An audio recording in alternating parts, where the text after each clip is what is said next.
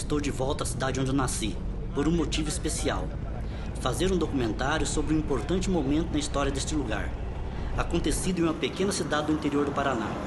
Uma cidade com aproximadamente 9.000 habitantes, a maioria de trabalhadores da lavoura, que de repente é assolada pelo golpe de 31 de março de 64. E 90 pessoas são presas, detidas e perseguidas, acusadas como perigosos comunistas. Pessoas comuns, funcionários públicos, lavradores, um barbeiro, um alfaiate e meu pai, um carpinteiro. A lembrança de meu pai sendo levado por 2 policiais enquanto eu brincava no quintal de casa foi a motivação primeira de contar esta história.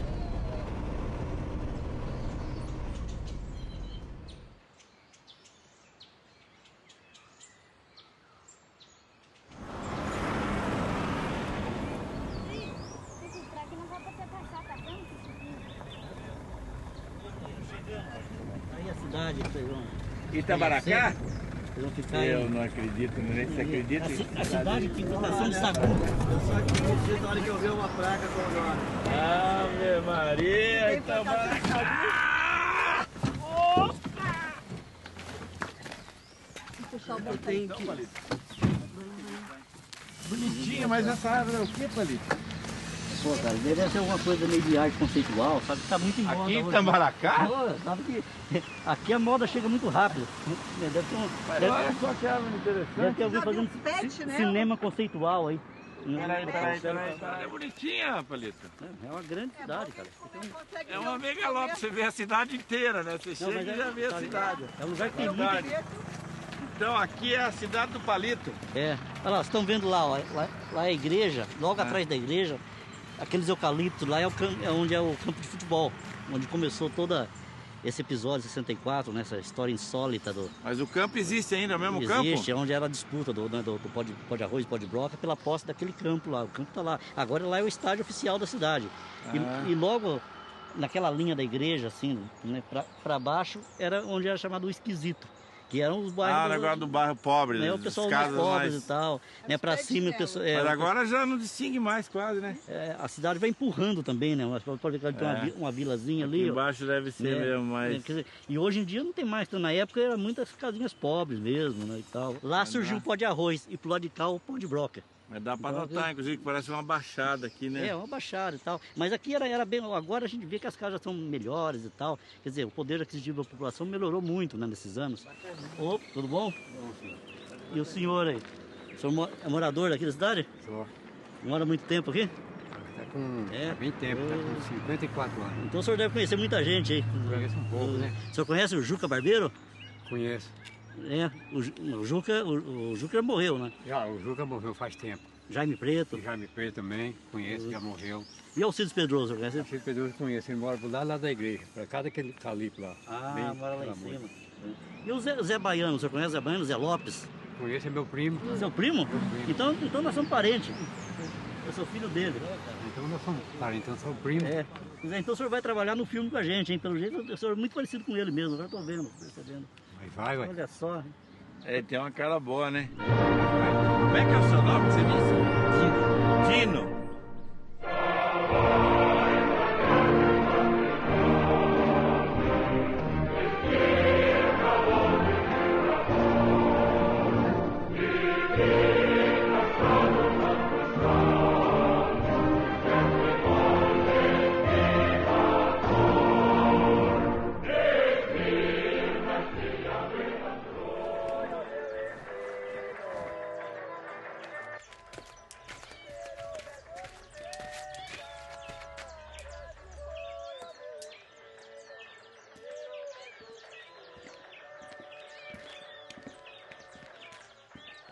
Ô, seu Zezinho, tudo bem? Dá licença. Então, seu José, preciso levar o senhor até a delegacia, mas daqui a pouco a gente tá de volta. O que tá acontecendo? Não é nada demais, não.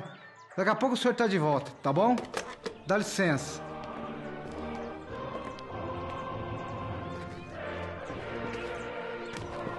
O que vocês vão fazer com meu pai? Fica tranquilo. A gente só vai levar ele ali na delegacia e daqui a pouco ele tá de volta.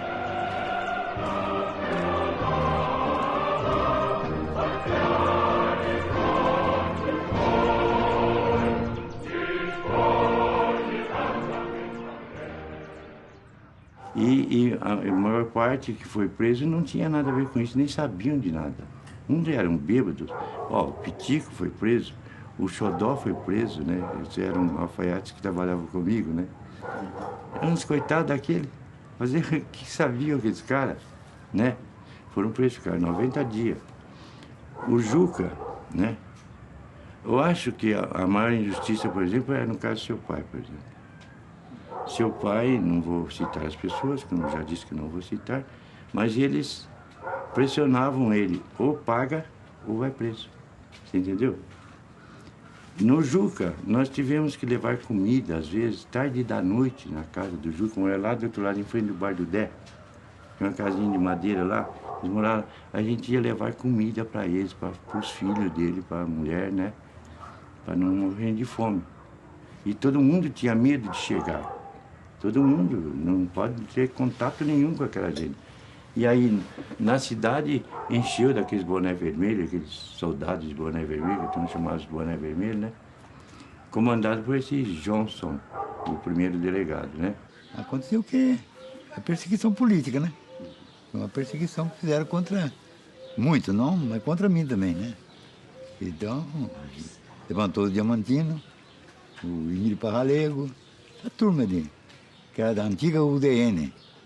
Então eles levantaram, aproveitaram o embalo da Revolução e começaram a perseguir. Então, à noite, quando a véspera de estourar dia 31, eu estava deitado com o rádio ligado, acompanhando o que estava acontecendo, né? Aí o general Mourão Filho levantou lá no em Belo Horizonte, lá, ele Magalhães, aí fiquei acompanhando.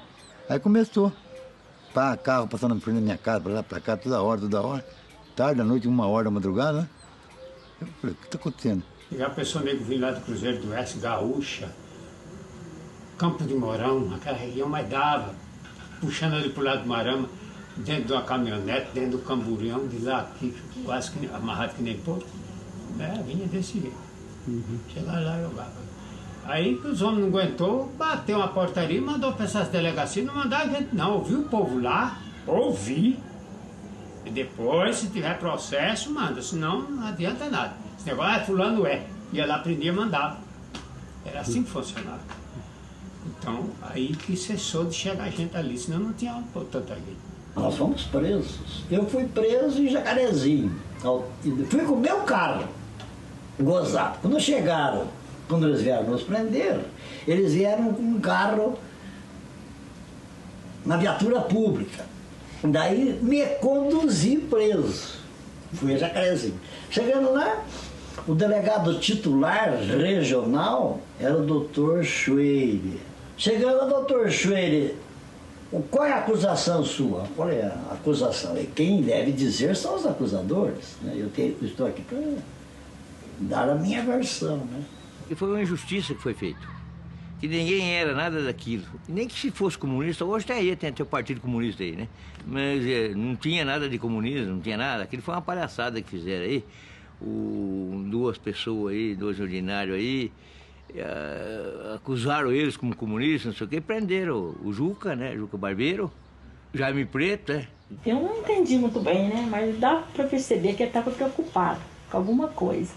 Aí no dia seguinte já veio essa prisão, né? Aí disse que era só para saber, para levar lá, para conversar, e nessa conversa já não voltou. Ficou lá e dali já foi algemado para Curitiba com um criminoso, coisa que não era certo, né? Porque ele não fez nada de errado, só por ser uma perseguição de política. Mas aquilo era no geral, não era só aqui. Estava acontecendo longe. Inclusive, teve muitas prisões também lá no sertão, né? A mesma revolução, lá no sertão. No fim, chama a galeria, só preso político. Dali uns dias, ali tinha uma turma de Paranaguá, de Curitiba, tinha gente que já era envolvido sob o movimento comunista. Então essa gente que é fichado comunista, hoje em dia se houver uma revolução, eu não vou preso porque eu não tenho nada escrito. Mas eles tinham, então foram presos. Se eu tivesse depoimento, tem colega meu que esteve lá, Se houver hoje em dia, ele vai preso. Vamos supor, se caso houver e ele, do lado dele perder, ele vai preso. Eu, um coitado, chegava num bloquinho, tava o bate-papo daquela cadeia, eu escutava. Se o assunto era a cadeia, o movimento da prisão, eu ficava. O movimento era assunto de trabalho, eu saía. Não me interessa, né? Eu queria saber ali por que eu estava ali, qual era o crime que estava acontecendo para mim estar ali. Acusado de comunismo, tal, terrorista, não sei o que e tal. E era nada disso aí, foi tudo palhaçada. Aí estourou o negócio do comunismo, né? Aí marcaram, tinha um peticeiro embaixo, o Januário, o negócio do campo, do campo. O Moisés estava pondo cinza na prefeitura, na beira do campo, em todo lugar. Punha a cinza marcando. Então eles diziam que aquilo ali era para invadir. Isso foi que levantaram os diamantinos, né? Ali começou a perseguição. Na verdade, isso que aconteceu aqui em Tambaracá em 64, nada mais era do que um microcosmo de toda a situação nacional, de uma coisa que estava acontecendo no Brasil todo. De repente, uma pequena cidade do interior dividida, né, entre ricos e pobres, pela disputa de um campo de futebol, era um microcosmo de toda a situação nacional. Na verdade, não só do Brasil, mas do mundo todo, né? Que era uma luta mesmo entre dois regimes importantes, né? Que era o capitalismo e o comunismo. E isso teve um peso enorme no Brasil e na América Latina toda, e num monte de países do mundo. O mundo ficou dividido, né, em dois. E... É bem isso, né? De repente, sabe, uma coisa assim que parece que é um fato isolado dentro da história, né? Uma disputa pela posse de um campo de futebol, numa cidade de na época, 10 mil habitantes, né? Não mais que isso. Uma disputa entre um pessoal considerado mais de poder aquisitivo melhor, outros, né, mais pobres e tal. A disputa por um campo de futebol, na realidade, isso daí simboliza muita coisa, né? Era realmente uma disputa de classe social. Era uma bonita assim, sabe? Então, assim, um microcosmo, até onde eu sei, a cidade era dividida, tinha aí o esquisito. Né? Exatamente. Como é que é essa história? Até hoje é esquisito mesmo. Como é que é isso? Então, o esquisito é o seguinte, como o bairro fica ali em volta do cemitério, né? E ele ficava um pouquinho retirado, que começaram a formar as casas lá. Hoje seria mais ou menos por ali, né? Mas... ali que é. Então o povo fala, puxa vida, aquele bairro lá é esquisito, né? Então, porque ele era escuro, de noite.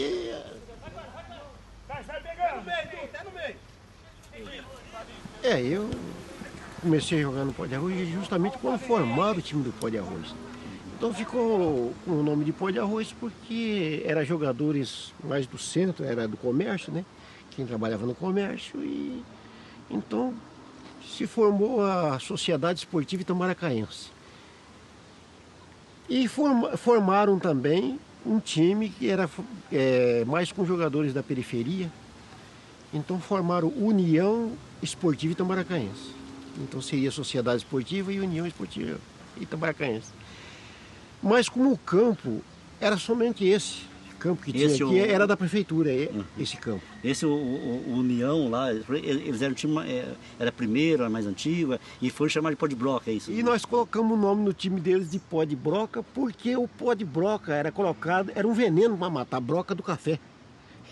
Então, a 2 quilômetros de distância, mais ou menos, quando você estava passando esse veneno no café, você sentia o fedor do veneno. Então, eles colocaram o nome de Pó de Arroz e nós colocamos o nome deles Pó de Broca. Por isso que ficou Pó de Arroz e Pó de Broca. E a rivalidade ficou grande. E ficou mais grande, né, por causa da disputa do campo, porque o campo era municipal. E como nós formamos mais ou menos o time, mais ou menos na mesma época, os dois times. E aí ficou a briga pelo campo. A briga pela posse do campo. Pela posse do campo. Às vezes um queria marcar um jogo, o outro também queria, aí tinha que ir lá no prefeito. O prefeito politicamente às vezes puxava mais para o nosso lado. E começou a briga por causa do campo. Eles pensaram em acabar com o Pó de Arroz. A equipe do Pó de Broca. De que jeito? Foram num curador, pegaram cinzas, levaram num curador, o curador benzia aquela cinza e eles colocaram na porta dos dirigentes da equipe do Pó de Arroz. Mas o Moisés é que foi, ele e o Jaú, é que foram nesse curador, se eu não me engano, em Bandeirantes. Porque o Moisés tinha um amor muito grande pelo pó de broca. Ele e o Jaú. Inclusive, ele que escalava o time, ele que dava os palpites. Ele não era o técnico, mas ele chamava o Moisés de Vadia. Ah, o Vadielu é ele, porque é ele que... ó, tem que pôr esse jogador, tem que pôr aquele. Então, ele é que articulou tudo isso junto com o Jaú, colocando a cinza na casa dos presidentes da equipe do Pó de Arroz. Na porta da prefeitura tem que colocar. Colocaram porque lá tinha eu que jogava, eu também fazia parte da diretoria, sabe? E como eu morava na fazenda, eles não iam lá na fazenda, então eles colocavam na porta da prefeitura. E de noite, ele mais a diretoria da equipe do Pó de Broca ia na casa dos diretores do Pó de Arroz, que era mais do centro né? E colocava cinza ali, que era para acabar com o time do Pó de Arroz. Tá certo. Você vai pegar uma boa quantia dessa cinza benta. Você vai na casa de todos esses que fizeram mal para vocês e você vai marcar a porta de cada casa com uma cruz dentro de um círculo. Feito isso, o jogo deles não vai ter futuro.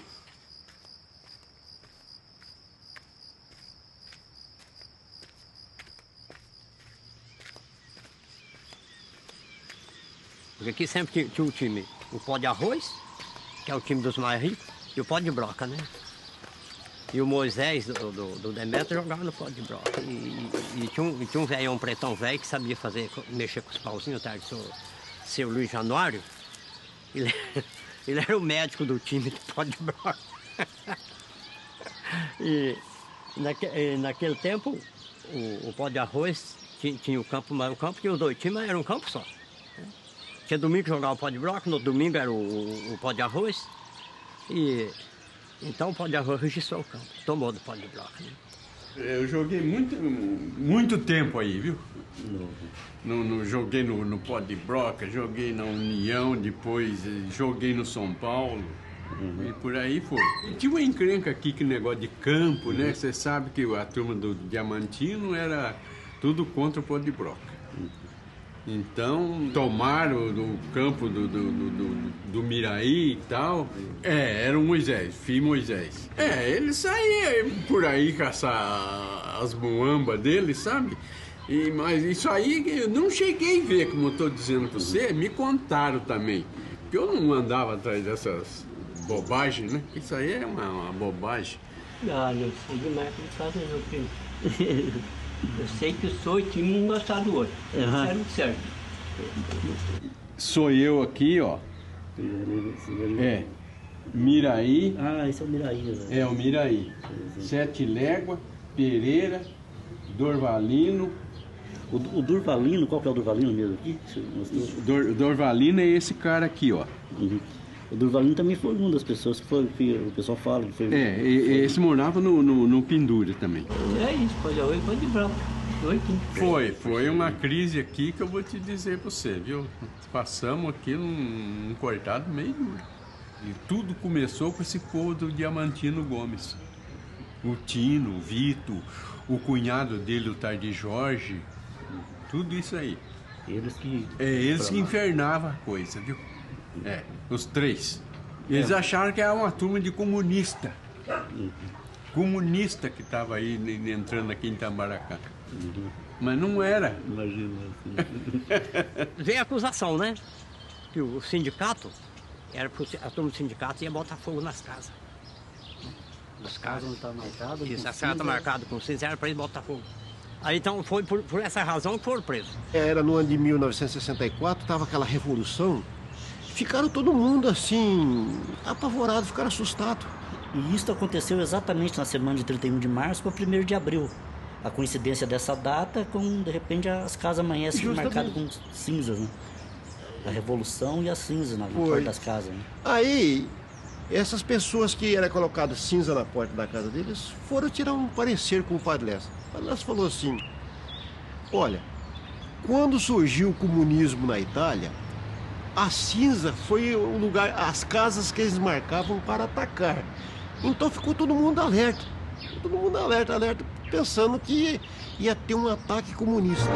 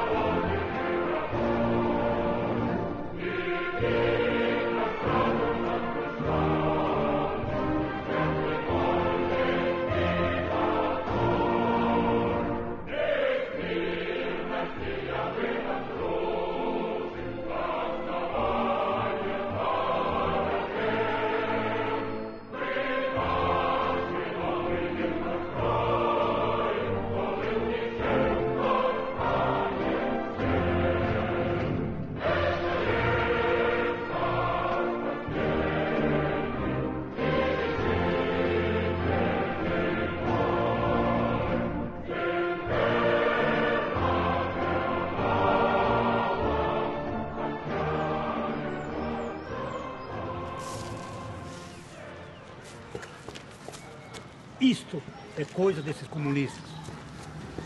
Esse aqui era chamado de bate-pau, de osso bate-pau. Era... não é bate-pau, como é que eles chamam hoje?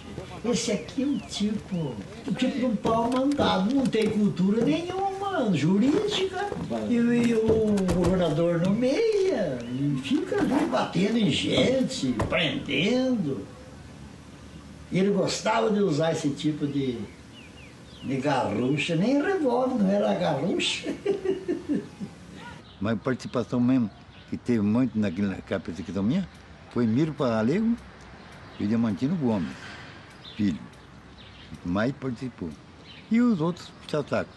O Johnson,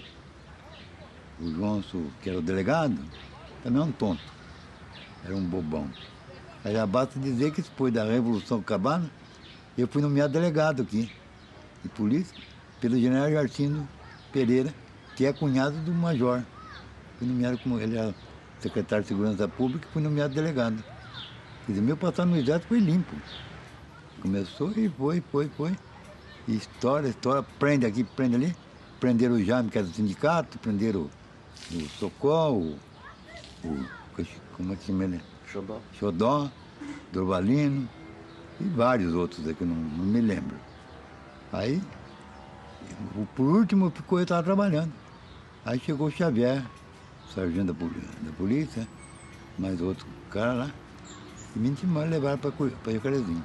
Tinha um caso, se eu não me engano, o próprio Juca que contava que uma pessoa que estava presa lá, porque ela tinha tido uma encrenca de divisa na propriedade dela, de lavoura, não era nem de divisa. Ele tinha trabalhado para uma pessoa, feito um trabalho e o patrão não cumpriu e tal e coisa. Aí ele arrumou uma encrenca com o patrão, foi parar na delegacia e o patrão disse, esse é um comunista tal. O pobre trabalhador ignorante, não sabia nem o que era comunismo, capitalismo e tal. Mas o delegado, mancomunado com o proprietário da terra, fez aquilo, fez uma perseguição, denunciou e ele foi preso como comunista porque ele estaria dando um prejuízo para o proprietário da fazenda. Na verdade, era o proprietário que estava sugando ele, dando um prejuízo a ele. Sei que juntou o policiamento e levou esse Jacarezinho. E tinha um tal de Xodó. O Xodó era um bebum, sabe? E alfaiate. Pegaram ele bêbado, ele entrou na caminhonete. Eu vou lá, eu quero um gai para vocês, vocês não vão ficar presos. E chegou lá, tirou um dia, uma noite de cadeia também, mandaram ele vir embora. Ele veio a pé de Jacarezinho aqui. Não achou nem carona. Aí, e tinha um lagoaninho, né? O que foi mais bonito dessa história foi o lagoano. Então chega lá, o sargento pegou o lagoaninho pro colarinho da camisa e falou, você também é comunista, seu safado. Velhinho safado falou, não, tremendo, né? Não, senhor, eu sou lagoiano, não sou comunista.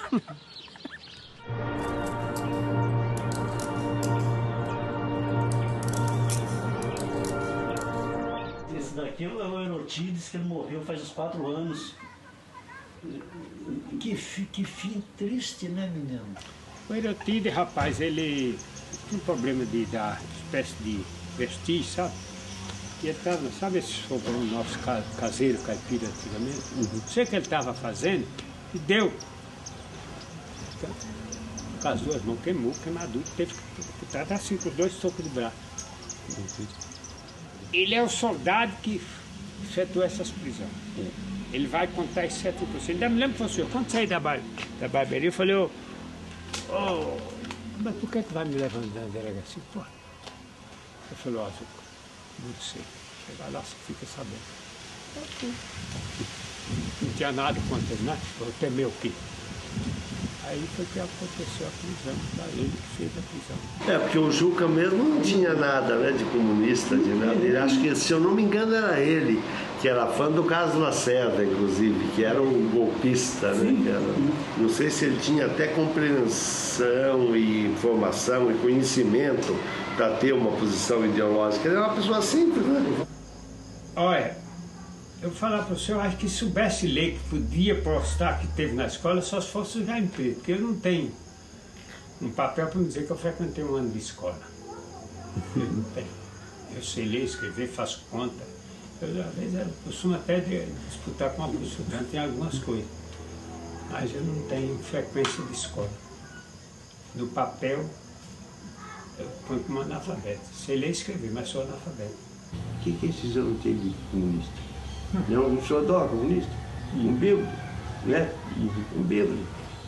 O Pitico, né? O Juca Barbeiro, o Jaime, o Juca Barbeiro e o Jaime já tinha esse negócio do pó de bloco aí, né? Do sindicato. Podia confundir a cabeça deles, dizia, mas por que vocês punham a cinza na casa do Dirceu, do Antônio? Na realidade, o Juca e o Jaime participaram da reunião do sindicato agrícola. Isso, você sabe disso daí. O sindicato era ali, para baixo do vazio, ali naquela casa da esquina. Onde é o Pimenta ali. Pimenta. Ali. A falta de cultura muito grande, né? Eles não tinham conhecimento de nada. Eles poderiam ter sido levados mesmo por papos de negros políticos de esquerda, que levaram a ser usados, por aquela questão do sindicato. As questões sociais, né? Sindicato ruralista, né? É enorme. Né? E eles nem eram agricultores, lavradores, nada? Nada. Eles eram membros que estavam organizando o sindicato Tambargá, né? A gente que é brasileiro, e era itambargaense, livre, completamente livre. De uma hora para outra você vê, né, oprimido, fechado dentro da sua casa. Você não pode fazer isso, não pode fazer aquilo. Nem no cinema a gente tinha direito, rapaz. Né? Que aquele era a coisa mais linda do mundo, chegar sábado, correr pro cinema, domingo, correr pro cinema. Né? De semana eu vinha assistir o seriado aqui no Cine Asa Branca, tinha aqui, onde era a cerâmica do Miguel Jorge, tinha um cinema ali chamado Asa Branca. Então ela passava Flas Gordo contra no Planeta Mongol. Lá em cima, no Cine Avenida, passava Tarzan contra o Mundo. Né? O outro era o homem, como é que chamava? Vigilante. Rodoviário. Passava no Cine Tambaracá. Entendeu? Tinha um tal de Jabaquara ali também, um outro cineminha que tinha ali, trabalho de Pimenta ali. Você vê quantos cinemas tinha de Tambaracá? Nossa! E fazia fila ainda. Fazia fila. E no tempo da Sexta-feira Maior, fila que ia até na avenida. E sessões até... Lá desse cinema novo aí, que era o cinema Diamantina, ia até na avenida a fila para sentar. Você comprava entrada para a segunda sessão ou terceira sessão. Até de manhã, porque todo mundo achava que tinha que assistir A Paixão de Cristo. Né? Filme demais era A Paixão de Cristo, era duro de ser assistido, porque na fila.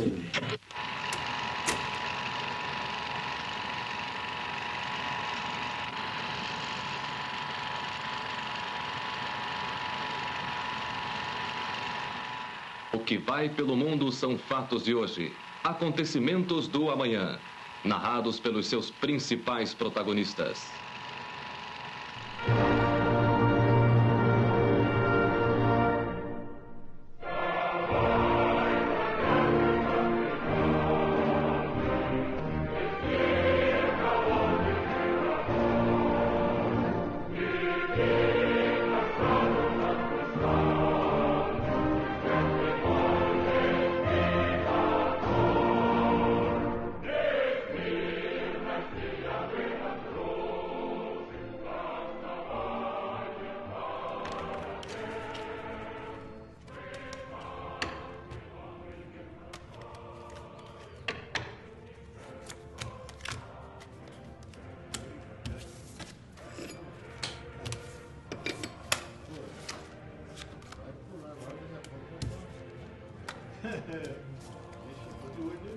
É, Ludi.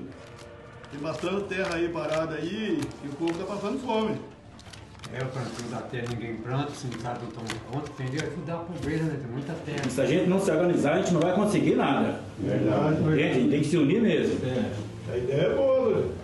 Essa casa aqui me faz eu voltar aos 3 anos, 3, 4 anos, entende? Inclusive nessa sala aqui, eu sem roupa, no colo da minha mãe, entende? Ela chorando, meus irmãos chorando, aquela casa cheia de gente, entende? E eu vi chorando, eu chorava também. E a alegria era muito pouco porque no rádio, naquele radião antigo de madeira, eu ouvia falar assim, o povo que foram para Curitiba, se entende? Eles estão lá, estão passando fome, vão para a Ilha das Cobras, aonde que é difícil sair, só sai de lá depois de morto. E os homens que foram para lá de Tambaracá, eles estão só a partir de osso e pele, quando meu pai foi preso, né? Vieram aquele recado assim, ó, daqueles que ajudaram a família de Jaime Jorge Vicente, que é um dos comunistas, que foi preso, vai ser preso também. Porque aqui, o falecido Jaime Preto estava promovendo um sindicato, que era aqui na esquina. Então um chama o outro, eu não pedia nada, eu era barbeiro naquela época. Mas eu peguei e fui participar, que eu gostaria de sempre estar participando, né, de uma diretoria. Houve umas reuniões e depois acabou em nada. Aí arrumaram o presidente do sindicato, tudo e organizado. Aí houve a revolução. Aconteceu aquilo tudo, aí começou aquelas prisões, quando foi no dia 4 de abril de 1964, eu estava trabalhando por volta de umas 5 horas. Estava usando chinelo alpargata-roda. Não era chinelo, sabe, lembra aquele alpargata-roda? Aí chegou a polícia e falou para mim que eu estava preso. Aí eu peguei e fui com ele. Você sabe do que é? O polícia era muito meu amigo e falou, não sei. Aí cheguei lá, estava aquele gente. Depois em seguida buscaram o vereador Jaime Jorge Vicente, buscaram um velhinho aqui na Santana, que trabalha na lavoura, analfabeto. Trouxeram um mineiro que trabalha na mesma lavoura. Quer falar mais alto, por favor? Aí buscaram o Xodó, alfaiate, estava bêbado. Pegaram, tinha um outro pretinho lá no São Joaquim do Pontal, foi cortar arroz do brejo, sujou tudo a roupa. Então ele tirou a roupa de cima, né? E foi lavar. Tirou a cueca, lavou, depois vestiu a calça sem cueca. Aí saiu da vaga e foi no patrimônio tomar uma pinga. Chegou lá e estava tomando a pinga aí, a turma, porque prenderam fulano de tal lugar, prenderam fulano de tal lugar, prenderam cicano. Ele pegou, coitado, e falou assim, me ninguém prende, porque eu só estou tomando minha pinga. Como acabou de falar, o delegado era o João Soares, lá do Pendura, que fazia o papel do delegado. Pegou, prendeu ele, trouxe. No outro dia, veio uma escorta de Curitiba, veio 2 oficiais, tenente, primeiro sargento, cabo e os soldados. Aí encheu o ônibus, sabe? Eu fui algemado, eu com o Jaime Preto. Aí todo mundo, aí tinha mais uns outros também, Jacarezinho. Aí sempre lotou o ônibus. Aí só daqui cedinho, chegamos em Curitiba, eram umas 5h30 para 6 horas. Aí levaram nós direto no DOPS. Chamava naquela época DOPS, era Delegacia de Ordem Política. Aí dali, eles bateram lá, fizeram ficha e coisa e mandaram nós pro A1. Aí nós ficamos lá só preso político, sabe? Do lado e do outro, corredor livre. Naquele dia não, mas no outro dia abriu, então todo mundo se comunicava. Os ricos, pobres, que tinha muitos negros ricos. Tinha o doutor Nelson Galvão, não sei se ainda existe lá, a imobiliária Galvão, ele era dono dela. Galvão é muito rico, muito rico, estava preso com nós. O Nelson Maculan, caçaram o Nelson Maculan, ele assumiu a presidência do BBC, eu fui lá diversas vezes no escritório, chegava lá, sentava os dois, põeva o pé em cima da mesa lá e ficava lá. Aqui em Bandeirante pegaram 2, pegaram o Leonel e um que chamava Lacerda, que era do banco, e fazia comentário na Rádio Cabine sobre esporte. Aí no outro dia chegou esse Erasmo Garanhões, e esse Erasmo era daqui de Cornélio. Olha, eu só fui preso de verdade mesmo, para levar para o presídio, para o A1, onde eu fiquei 1 mês e tal, no dia 25 de maio. A Revolução tinha sido no 1º de abril. Você vê que levaram 55 dias para prender um cara perigosíssimo. Disseram que eu era um atirador com expertise de atirar bem. Eu nunca tive um revólver, nunca tinha dado um tiro nem nada. E eu participava no norte do Paraná com um companheiro que discutia os aumentos por banco e coisa e tal, né? Então, quando veio a Revolução na cidade, eles precisavam dar satisfação à elite procopense, os fazendeiros de café, né? Os ricos, né? E eu era um perfil perfeito para o que eles queriam, né? A primeira pessoa a ser presa na cidade, pelo currículo, pelo perfil, era eu. Eu era líder estudantil, né? Participava das greves de aumento de salário. Eu era, não sei se eu já era vereador, eu era vereador e fazia discursos na Câmara e coisa e tal. Como havia uma minha maioria que era uma ditadura na Câmara, eu levava gente para assistir a sessão da Câmara. A rádio transmitia, às vezes, a sessão da Câmara. Então eu era um vereador incendiário, como era o Brizola, o deputado federal. Eu era presidente da União dos Estudantes e era um líder bancário. Era um elemento perigosíssimo, né? E o Negão caçaram ele na prefeitura, com pressão da família Diamantino Gomes. Na época foi feita uma confusão na Câmara. Teve os vereadores, todo teve vereador que votou sem saber o que estava fazendo. Um que não votou foi o Bebé. E esse coitado foi para Curitiba, prenderam ele. E eu era presidente da Câmara, em 9, ou em 8. Os 7 vereadores queriam caçar o mandato dele. Eu falei, não, isso não se faz assim, sem ter prova. Caçaram sumariamente, compreende? Ele me contou um fato, esse negócio de grupo dos 11, eu dei risada. Então chegou lá numa cidadezinha, não sei de onde aí, prenderam um cara lá. E o cara tomava conta do time de futebol. Desses time de futebol de fazenda, né? Então chegou um dos chefões lá, foi, senta aí, mulher. E como é que vai oscilar com aquele grupo dos 11? O grupo dos 11 tá bom. Tá bom, mas como que tá bom? É porque nós jogamos com o time, é 11. Mas aí esteja talvez naquela explicação que você me deu do negócio do futebol de 11, eles tinham que ser coerentes. Olha, se é grupo dos 11 e se tem 11 aqui, vamos prender 11. Estavam fazendo uma boçalidade, uma besteira tão grande, uma idiotice, que uma idiotice menor para dar coerência à boçalidade que eles estavam fazendo, né? Que os milicos estavam fazendo, eles vão fazer isso. Vamos prender, vamos alegar que tem clube dos 11, né? Eles sabiam que era uma coisa bizantina, uma coisa sem sentido, idiota. Mas se nós estamos dizendo que tem clube dos 11, temos que prender 11, então vamos prender 11. Quer dizer, uma boçalidade menor para justificar uma estupidez maior, né? Aí chegou a nossa vez, aí eu vi seu vídeo. Chegou lá, eu falei, e daí, rapaz, o que aconteceu com você? Eu falei, não sei, estou aqui, não estou sabendo nada. Você é político? Eu falei, não. Mas você não faz parte do partido político? Não. Eu falei, para dizer que eu não sou político, trabalho de mesário, sou primeiro mesário, só nunca fui secretário. Ah, então você não pertence ao partido político. E por que te prender? Eu falei, também não sei.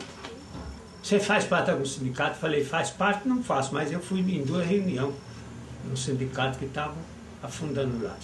Eu falei, porque mandamos ver lá, não veio nada de lá.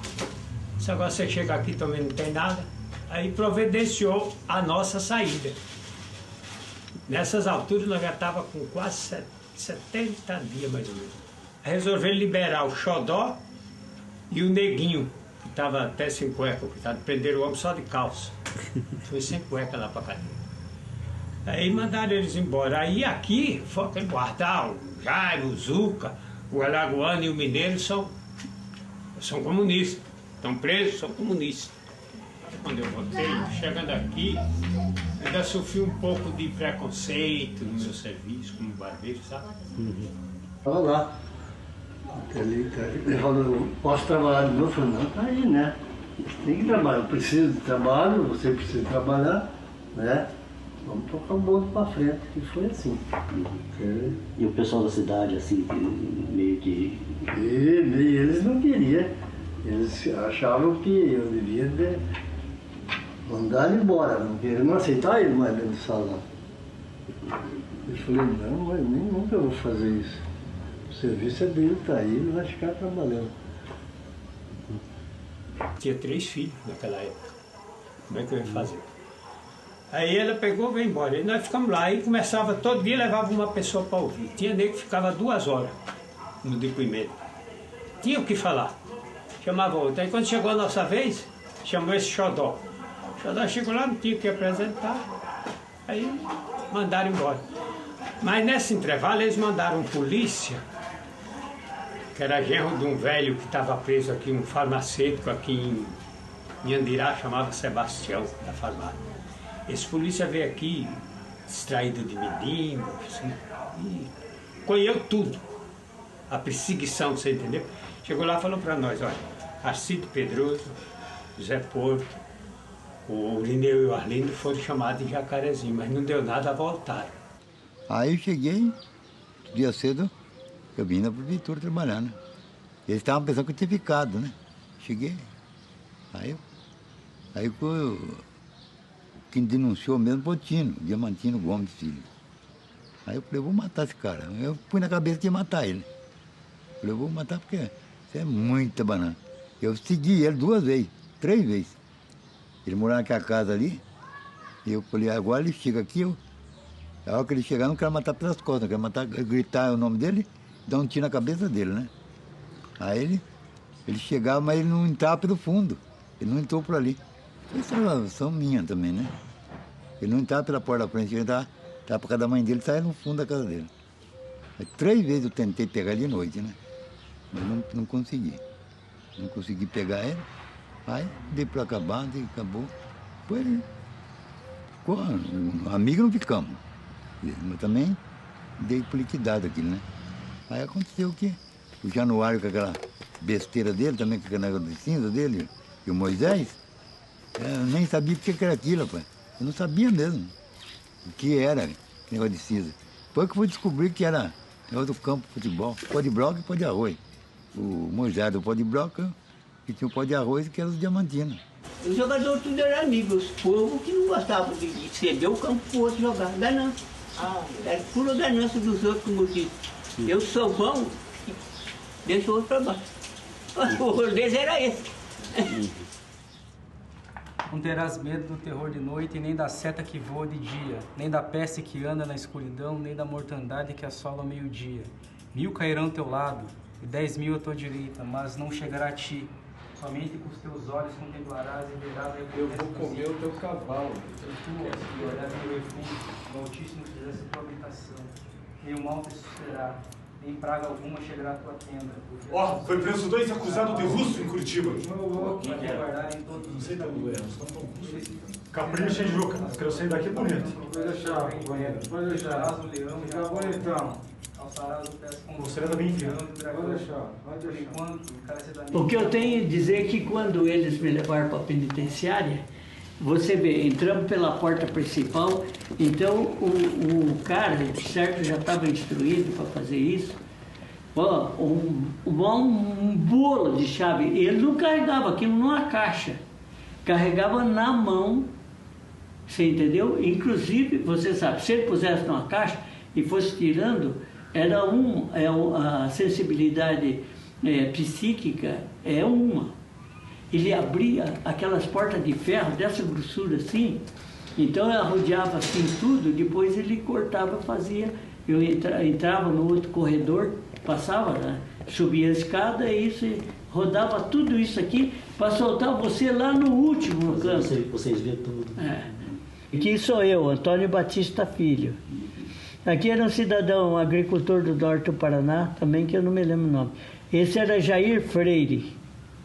Aqui o Laélio Andrade, essa pessoa foi muito importante, o Laélio. É uma pessoa fantástica, de grande sensibilidade, e era um sábio. E esse é o barbeiro, o Juca. José do que era o nome dele? José Francelino da Costa. José Francelino da Costa. Notícias. Arrumem suas coisas, vocês vão para casa. Acabou, beleza. Na volta, quando eu saí da DOPS, era mais ou menos 4 horas, a DOPS falou, e você vai embora para casa. Eu falei, vou mesmo? Até eu saí de frente do botequinho, falei pro cidadão, falei, já posso tomar uma, fazia 70 dias que eu não vi uma bolinha. Aí ele falou, pode ir que você ganha, praticamente ali. Aí quando foi à noite, põeram nós no trem e mandaram embora. E aí uma noite toda, chegou no outro dia aqui em Bandeirante, vinha embora de trem.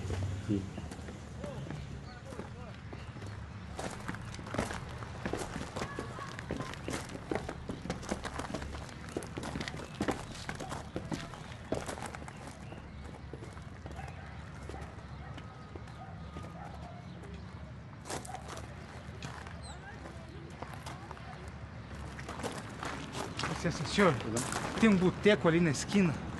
Só que o senhor não deixava ir ali tomar uma branquinha? Eu já volto. Pode, vai lá. A partir de hoje o senhor é um homem livre. Muito obrigado. Deus te abençoe. Vai lá.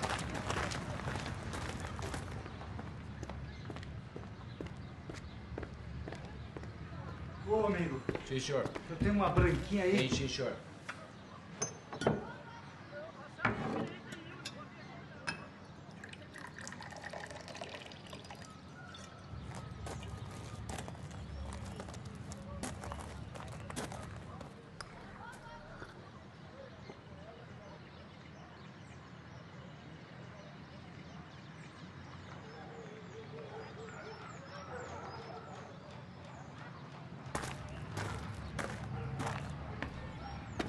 Atenção, pessoal.